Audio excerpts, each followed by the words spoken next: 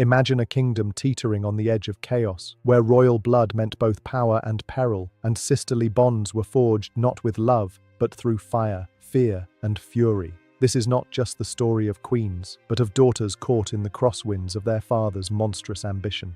What if I told you that one sister was raised to rule, the other was raised to serve, and yet history flipped the script in the most unexpected way?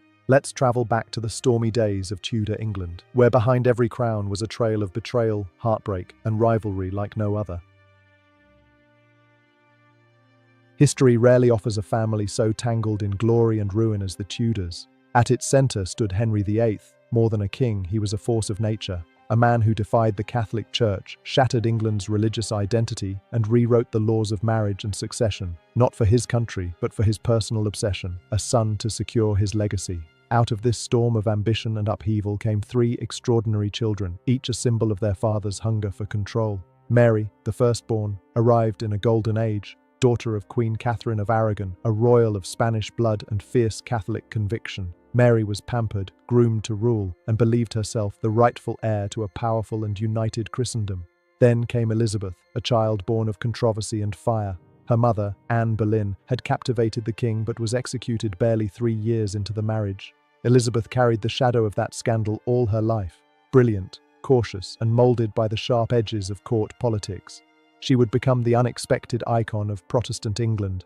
And finally, the long-awaited son, Edward VI. Born to Jane Seymour, the queen who gave Henry his one true prize. A boy swaddled in privilege, elevated from birth, yet frail in health and ruled more by regents than by his own hand. These three were not just royal children, they were walking legacies of ambition, betrayal, and broken alliances. To the world, they were Tudor heirs, but within palace walls, they were pawns set on a collision course that would reshape the kingdom. In the game of crowns, even siblings could become strangers. Once hailed as England's pearl, young Mary Tudor was the embodiment of royal promise. Her childhood sparkled with privilege. She dined at glittering courts, spoke fluent Latin, and absorbed the finest education Europe could offer. Her mother, Queen Catherine of Aragon, made sure of it. Mary was not just raised to be a princess, she was raised to rule. But the rise of Anne Boleyn changed everything. Anne wasn't just Henry's new obsession, she was the storm that swept away Mary's world. When Henry declared his marriage to Catherine invalid, it wasn't merely a political shift, it was a personal earthquake. The daughter of a queen became, in the eyes of the king, the bastard of a forgotten union. Mary lost her title, her place at court, and most painfully, access to her mother. Henry's cruelty took the form of emotional warfare, refusing Mary any contact with Catherine unless she acknowledged Anne as queen and herself as illegitimate. She refused, again and again, even as her mother's health failed. When Catherine of Aragon died in January 1536, Henry's spite cut even deeper. He forbade Mary from attending the funeral. While the court celebrated Catherine's death in garish displays, Mary mourned in silence, abandoned and dishonored. But out of this humiliation, something unyielding took root. Mary's sense of faith and justice became armor. The pain did not break her, it carved her into someone new. The girl who had once curtsied as England's darling would rise again, not with a smile, but with fire in her heart and a crown in her sights. Just when the world thought Anne Boleyn had secured her triumph, the Tudor court proved once again that power was never safe. In a dizzying downfall, Anne was accused of the gravest sins: adultery, incest, treason. Whether guilty or framed, it mattered little. Her execution in 1536 was swift, and her once celebrated reign ended with the sword. In her place came Jane Seymour, quiet and obedient, everything Anne was not. But Jane did what no other queen had. She bore Henry the son he so desperately craved.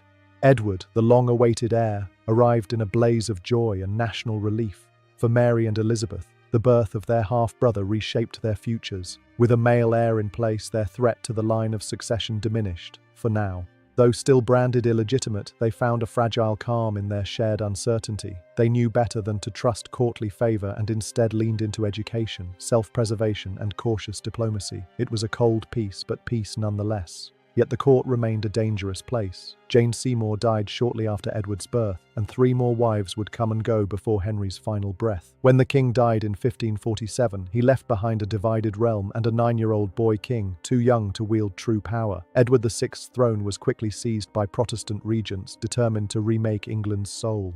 Under their guidance, religion became a weapon, and Mary, staunchly Catholic, stood once more on a battlefield, not of swords, but of sermons.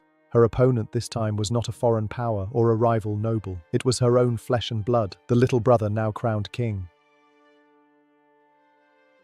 In a kingdom torn between old faith and new order, Mary Tudor stood like a relic from another age, unyielding, devout, and prepared to fight for her soul's truth. Her brother Edward, though just a boy, had been shaped by zealous reformers. To him, Mary's Catholic masses weren't just personal. They were acts of rebellion. Their clashes were not quiet. They unfolded in front of courtiers and ambassadors, loud, emotional, unforgettable. On one bitter Christmas Eve, the court watched in stunned silence as the king and his sister shouted across the great hall, tears streaming down both faces.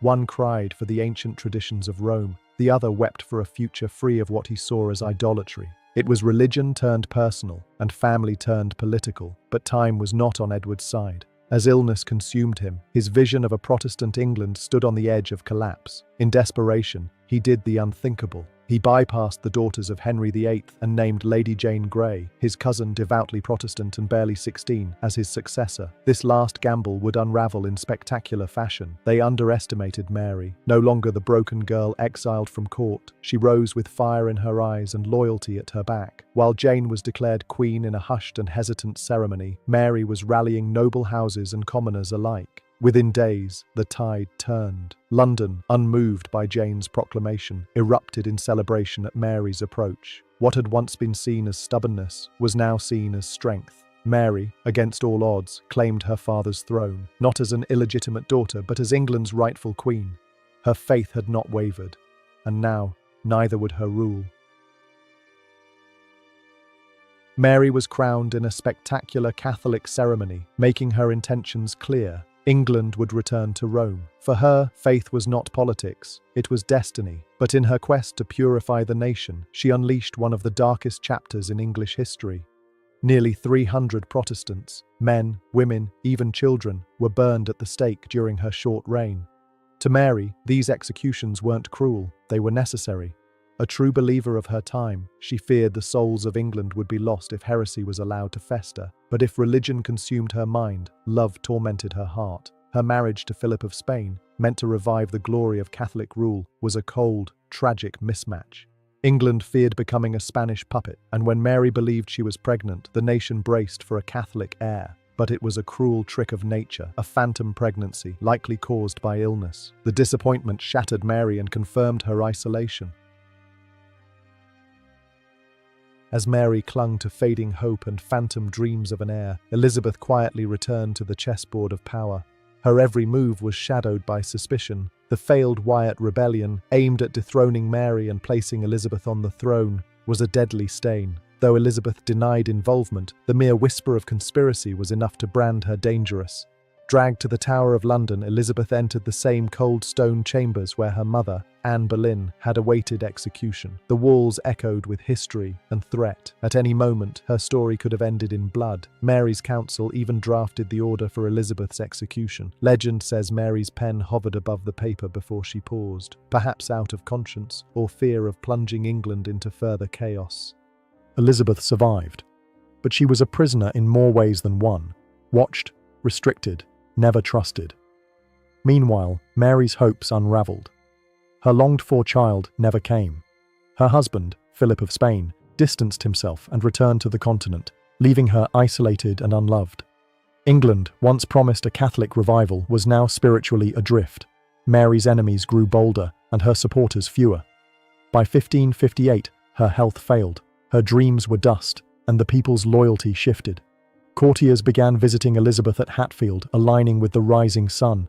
On November 17th, Mary died, broken in body and spirit. Her reign, marked by unshakable faith and unrelenting fire, ended as history sealed her name, Bloody Mary. With Mary's death, the crown passed to Elizabeth, not in rebellion, but in quiet inevitability. At just 25, she ascended the throne not with revolution, but with readiness. The nation held its breath. Could the daughter of a disgraced queen truly lead? She did more than lead. She redefined monarchy. But Elizabeth never ruled in a vacuum. Her reign, long and glorious though it became, was built on the uneasy foundations her sister left behind. Mary had shown that a woman could wear the crown with authority. She passed laws asserting a queen's power as equal to a king's. She set the precedent for female rule and bore the consequences. Mary's reforms in finance, her early naval investments, her fight to centralize power, these became tools Elizabeth used with far greater success. Where Mary ruled with iron faith, Elizabeth ruled with silvered words. Where Mary alienated, Elizabeth enchanted. But both sisters, for all their differences, shared the same fire. They inherited their father's ambition, their mother's intelligence, and a kingdom that doubted a woman's right to rule. And yet, they ruled. One will be remembered with fear, the other with admiration, but both, without question, earned their place in the legacy of England. History often favours the victor. But look closer, and you'll see that the story of Mary and Elizabeth is not just about who reigned longer or died more beloved. It's about survival in a world built for men. It's about two women, shaped by trauma, sharpened by betrayal, who rose to power in an age that tried to silence them. And in doing so, they didn't just leave a legacy, they changed the very fabric of monarchy itself.